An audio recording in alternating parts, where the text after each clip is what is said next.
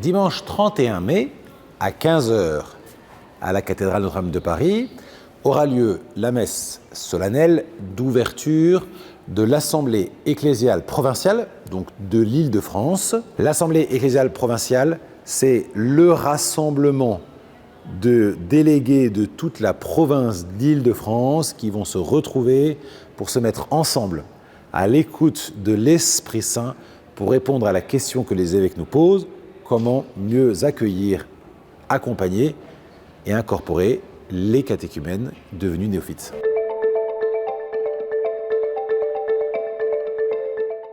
Lorsque les évêques ont souhaité réfléchir à ces questions des catéchumènes et néophytes, ils ont annoncé qu'ils convoquaient un concile provincial pour ce faire.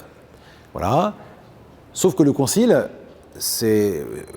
un concile suit des règles assez précises et ils ont souhaité que très largement les laïcs et de toute la province soient associés à la réflexion. Voilà. Et donc ils ont demandé à Rome, est-ce qu'on peut élargir le périmètre de l'Assemblée, qu'elle ne soit pas réduite aux évêques et à ceux qui sont membres de droit de ce qu'on appelle un concile, est-ce qu'on peut inviter plus largement à l'Assemblée? Et donc on a reçu une réponse positive, allez-y, sauf que changez de nom, puisque techniquement c'est plus un concile provincial que vous faites, c'est une assemblée ecclésiale provinciale. D'où le changement de nom, ce qui ne change rien au processus qu'on va vivre. Nous avons 3 phases. La phase de consultation, la plus large, tout le monde peut participer. Ensuite, il y a le travail de l'Assemblée, 350 personnes, à partir du fruit de la consultation. Et puis ensuite, le travail des évêques, qui vont choisir parmi tout ce qu'aura produit l'Assemblée, ceux qui veulent promulguer pour notre province, et il n'y aura plus qu'à obtenir la reconnaissance de Rome. Nous sommes à la phase entre la 1 et la 2, puisqu'on arrive au bout de la phase 1, il reste 1 mois. La consultation est en cours jusqu'au 20 juin, et on initie déjà un peu la phase 2, puisque la messe d'ouverture, c'est celle où pour la première fois, les délégués de l'Assemblée vont se retrouver pour prier ensemble.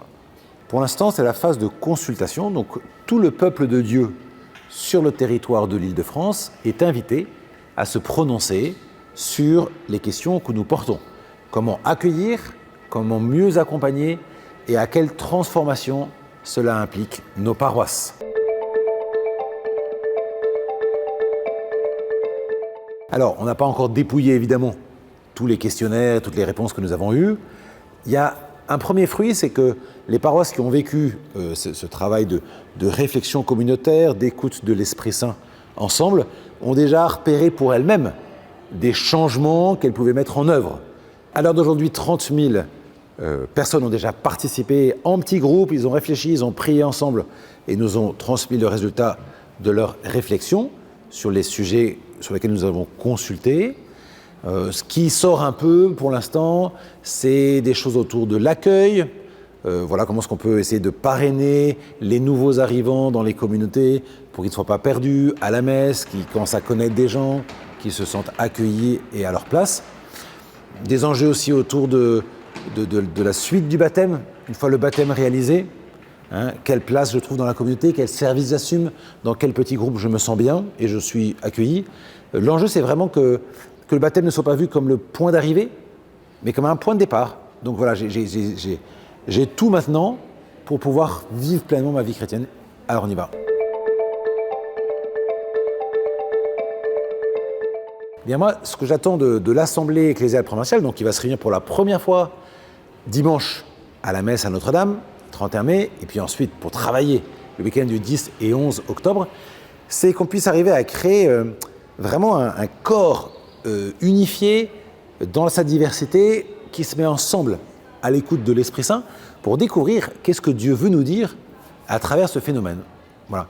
Et ça va passer par une belle capacité d'écoute des uns des autres, une belle liberté de propos pour pouvoir dire ce qui m'habite et ce dont je sens important de partager, ce que je sens important de partager, et puis qu'il puisse y avoir une sorte de fraternité, une expérience un peu spirituelle qui puisse se jouer. Voilà. Moi, mon vrai désir, c'est que tout puisse être abordé et que de vraies orientations profondes et concrètes, pas que théoriques, pas des vœux pieux seulement, puissent être formulées au fur et à mesure des 3 sessions qui vont rythmer l'année scolaire 26-27.